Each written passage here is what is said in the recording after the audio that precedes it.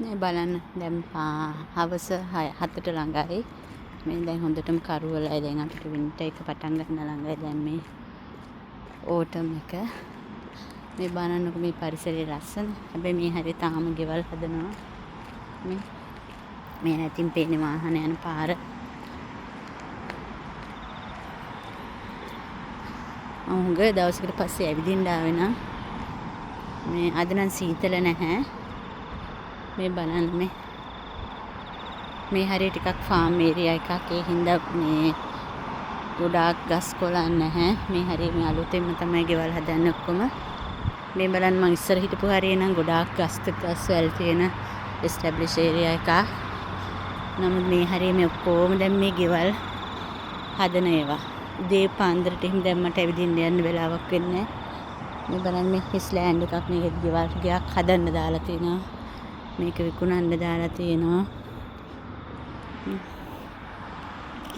මේ වල ඉතින් කොහොම මේ අලුත් ගෙවල් එක එක්කෙනාට ඕන විදිහට එක එක්කෙනා හදාගෙන ඉන්නේ ලස්සනට.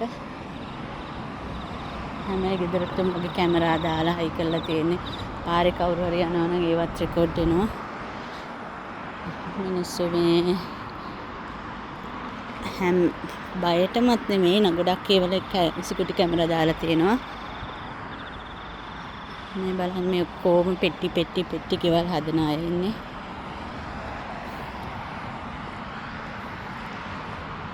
ඉතින් මේ හරිය පාළුයි මිනිස්සු කවුරුත් එන්නේ නැහැ මේ වෙලාවට එළියට. හැබැයි සමයක නම් මිනිස්සු සමහර වෙලාවට ඇවිදින්න යනවා. දැන් මේ අද වගේ දවසට කවුරුත් නැහැ. හරිය පාළුයි. නිකන් බස් පාර නම් ටිකක් බිසි. වාහන නම් යනවා රෑ කීය වෙනකන් හරි වාහන නම් යනවා. ඒ කියන්නේ මේ හැමෝගෙම ජීවිත හරියට මැෂින් එකක් වගේ තමයි. උදේම වැඩට යනවා, ආය හවස එනවා, සමහර අය රැට වැඩට යනවා. මේ මං හිතන්නේ අපේ ලංකාව වගේ කිසිම රිලැක්ස් එකක් නැහැ මෙහි. නමුත් ඉතින් මිනිස්සුට හැමදේම තියෙනවා, අඩුපාඩුවක් නැහැ. හැමෝටම එක විදිහේ ගෙවල් තියෙනවා, එක විදිහට වාහන තියෙනවා, එක විදිහට කන්න බොන්න තියෙනවා. ඒක විතරයි මෙහි තියෙන හොඳ දේ.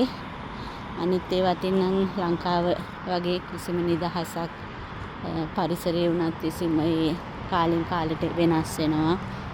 ඉතින් මේවල මේ මිනිස්සු හරියට කොටු වෙලා තමයි ඉන්නේ. ඉතින් මම හිතන විදිහට මේ දැන් මේ වගේ පැතිවල වයසට ගියාම නම් ඉන්න බැරි වෙයි. මොකද කරන්න කිසිම දෙයක් නැහැ. යන්න කොහෙවත් නැහැ. බලාගත්ත ඇති බලාගෙන ඉන්න වෙනවා. ඉතින් දැන් අපි වැඩට යන හින්දා අපේ ලයිෆ් එක බිසි වෙලා හින්දා අපිට ගානක් නැහැ. ළමයි එහෙම ලොකු වෙනකොට ඒ වුණාට ගොඩාක් තනිකම දැනෙනවා. ළමයි ඒගොල්ලෝගේ වැඩ කරනකොට වැඩවලට යනවා. ඒකට ගොඩක් වෙලාවට ගෙවල් වලත් කවුරුත් නැහැ. ඉතින් ඒ ලංකාවට වැඩිය මම හිතන්නේ ලංකාවේ නම් ළමයි ඉතින් ලොකු වුණත් ගොඩක් වෙලාවට අම්මලා තාත්තලාත් එක්ක ඉන්නවනේ. ඒගොල්ලන් තනි ලයිෆ් එකකට යන්නේ නැහනේ මේ ඉක්මනින්ම.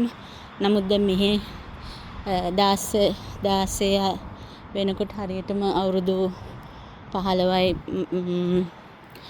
අවුරුදු 14යි මාස 9ක් වෙනකොට ඕන කෙනෙකුට පාර්ට් ටයිම් වැඩ කරන්න පුළුවන් ළමයින්ට. ඉතින් ළමයි වැඩ කරනවා. මේ බලන්න මේ හදාගෙන යන ගියා. මේ වැඩ කරලා ඒගොල්ලන්ට ඕන ඒවා හොයා ගන්නවා. යාළුවට ඕන සල්ලි හොයා ගන්නවා. යාළුවට ඕන තැන් වල යනවා. එකත්කට ඒක හොඳයි. ඉතින් ළමයි හරියට ඉන්ඩිපෙන්ඩන්ට් වෙනවා. ඒ වගේම අවුරුදු 18 වෙනකොට ඕනම කෙනෙක් මෙහි ළමෙක් ලයිසන් එක ගන්නවා. Tamanට කියලා වාහනයක් ගන්නවා. ඒ ළමයිම සල්ලි එකතු කරලා වාහනයක් ගන්න සල්ලි හොයා ගන්නවා. ඉතින් ඒ අතෙන් මෙහි හරි ඉන්ඩිපෙන්ඩන්ට් ළමයි එම කරදර කරන්නේ හැම වෙලාවෙම යාළුවගේ දේවල් කරගන්න බලනවා තනියම. ලංකාවේ වගේ අම්මලා තාත්තලා කරලා දෙනකම් බලන් ඉන්නේ නැහැ. ලංකාවේ නම් මේ ගොඩක් වෙලාවට අම්මලා තාත්තලා සල්ලි දෙනකම් ළමයි බලන් ඉන්නවනේ. එහෙම එකක් මෙහෙ නැහැ. ඉතින් කොහොම තමයි මෙහි ජීවිතේ. හැමෝම හැම දෙයක්ම කරගන්නවා තමන්ගේ උත්සාහයෙන්. හැබැයි ඉතින් ලයිෆ් එක නම් මට නම් හිතෙන්නේ මාර නීරසයි සමහර වෙලාවට. එකම දේ හැමදාම කරන්නේ. මිනිස්සු ගෙවල් වල කොටු වෙලා තනි වෙලා ඔහේ ඉන්නවා සමහර වෙලාවට. මොකද ගොඩාක් අය මෙහි ඉන්න අයගේ ගොඩාක් නෑදෑයෝ යාළුවෝ හරි මේ ළඟ නැහැ. ඉතින් විශේෂ අවස්ථාවලට එකතු වෙනවා. ඒ ඇරෙන නිතර එකතු වෙන්නේ. දැන් ඔයාලට නම් ගමක එහෙම ඉන්නවා නම් ගමේ මිනිස්සු ඔක්කොම අඳුරනවා. හම්බ වෙනවා, කතා කරනවා. ඒගොල්ලන් එක දේවල් තියෙනවා. මලගයක් වුණත් එකතු වෙනවා කට්ටිය. මේ පරිසරේ නෑ. මෙහෙම මලගෙවල් කියලා ගන්නෙත් නෑ ගොඩක් වෙලාවට. මලගෙවල් තියෙනවා නම් තියෙන්නේ චර්ච් එකක. නැත්තම් ඒ තියෙන තැනක ඊට පස්සේ ප්‍රමාණයක් තමයි වෙලාවක් තමයි පෙන්වන්නේ. ඒ පෙන්වුවට පස්සේ එතනින් ඒක ඉවර කරනවා.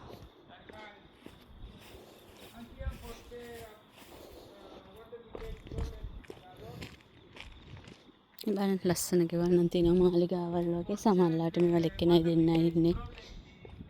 හැමෝම නිකන් එයාලගේම ලයිෆ් එකට කම්පියුටරේට ෆෝන් එකට කොට වෙලා ඔහේ ඉන්නවා.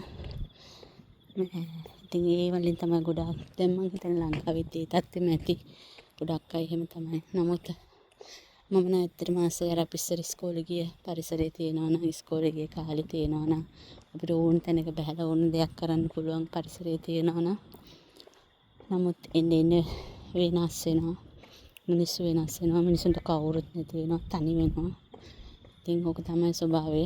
මෙහි මම ගොඩාක් වයසක අයත් එක්ක කතා කරන ඒ ගොඩක් මට හම්බ වෙනවා නිතර. ඒගොල්ලෝ ඉතින් සමහරවිට තනියම තමයි ඔක්කොම දේවල් කරගන්නේ. මෙහි ගොඩාක් වයසට ගියාම වැඩ කරගන්න බැරි වුණාම ගවර්න්මන්ට් එකෙන් හෙල්ප් කරනවා. එයාට ක්ලීනර් කෙනෙක් ගන්න. ඊට පස්සේ ආගේ ගෙදර වැඩ ටික කරගන්න ඒවයි ගවර්න්මන්ට් එකෙන් ගෙවනවා. එතකොට කවුරු හරි අරේන්ජ් කරගන්න පුළුවන්. ඒ වගේ ෆැසිලිටිස් තියෙනවා. පෙන්ෂන් ගියාම ඒ වගේ දේවල් වලට ගවර්න්මන්ට් එකෙන් උදව් කරනවා. නමුත් ඉතින් ඒ අරින්න මෙහි ඉතින් මම නම් දකින්නේ නැහැ.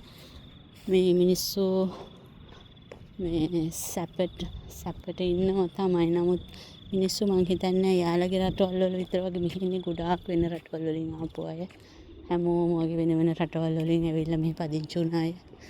ඒගොල්ලන්ගේ රටවල වගේ පරිසරේ මම හිතන්නේ කවුරුවක්වත් එන්ජොයි වෙනවා ඇති කියලා. ගොඩාක් හැබැයි සමහර වෙලාවට ඒගොල්ලන්ගේ පවුල් වල කට්ටිය ඇවිල්ලා ඉන්න කට්ටිය සමහරලාට නිතර හම්බ වෙනවා. ඒ වගේ ඇති. ගොඩක් මුස්ලිම් අය නම් මෙහි ඉන්න අය මම හිතන්නේ ගොඩක් ඒ ෆැසිලිටි ඒ chance එක ගන්නවා. මොකද ගොඩක් අය ළමයි ඉන්නවා. ඒගොල්ලන්ගේ කසින්ස්ලා ඉන්නවා. ඉතින් ඒගොල්ලන්ගේ ගොඩක් එක get together වෙනවා හැම වීකෙන්ඩ් එකම වගේ. දැන් අපේ මිනිස්සුන්ට එහෙමත් නැහැ. ගොඩක් අය වීකෙන්ඩ් එකෙත් වැඩ. ඉතින් ඒ වගේ තත්ත්වයකදී ඉතින් ගොඩක් වෙලාවට මිනිස්සු තනි වෙනවා. ඒ කියන්නේ මිනිසුන්ට කරන්න දෙයක් නැති වෙනවා සමහර වෙලාවට. තමන්ගේම ගෙදර තනි වෙලා වගේ ඉන්නවා. ඉතින් මෙහෙම තමයි සමහර මිනිස්සු ඒකට කැමති. සමහර අය ඉතින් කැමති නෑ. ඒත් සමහර අය කැමති නැති වුණත් ඉන්න වෙලා තියෙනවා. මොකද ඒගොල්ලන්ගේ ළමයි මෙහි ඉන්න හින්දා. ළමයිව දාලා යන්න බැරි හින්දා. ඉතින් මේ සමහර ලංකාවේ වුණත් අය හොඳ ජොබ් කර ඉඳලා ආවිල්ලා මෙහි ඇවිල්ලා හැම රටකම අය හොඳ තැන්වල හිටපු අය තමයි මෙහි ගොඩක් ඉන්නේ. ගොඩාක් සල්ලි තියෙන අය තමයි ඇවිල්ලත් ඉන්නේ මෙහි. නමුත් ඉතින් ඒ සමහර මිනිස්සු ඒ දුක විඳින්න කැමති. ඒක තෝරගෙන තියෙනවා. ඉතින් එහෙම තමයි මිනිස්සු එක එක්කෙනා එක විදිහට කැමති ඉතින්. කුමාරි මට නම් හිතෙන්නේ ඉතින් දෛවය තමයි මේ හැමදේම කරන්නේ. හැම දෙයක්ම තිබුණා සමහරවිට මෙහෙට ගෙනල්ලා දානවා. ඉතින් මේ අපිට මේ පරිසරයේ ජීවත් වෙන්න ලැබෙන පරිසරයත් ඒ අපේ තියෙන කර්ම ශක්තිය හින්දා වෙන්න ඇති ලැබෙන්නේ. ඉතින් මේ පරිසරයේ කිසිම කරදරයක් නැහැ. කිසිම කෙනෙක්ගෙන් කිසිම කරදරයක් නැහැ. අපි ඉන්නවාද කියලා අල්ලපු ගෙදර කෙනා දන්නේ නැහැ. කවුරුවත් අපි ගැන හොයන්නේ නැහැ.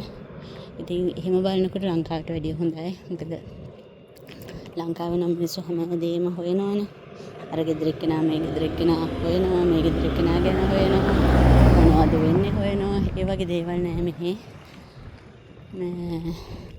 ඕන දෙයක් තමන්ගේ පාඩුවේ තමන්ට ඕන විදිහට ලයිෆ් එක එන්ජොයි වෙන්න පුළුවන්. ඕන දෙයක් කරන්න පුළුවන්.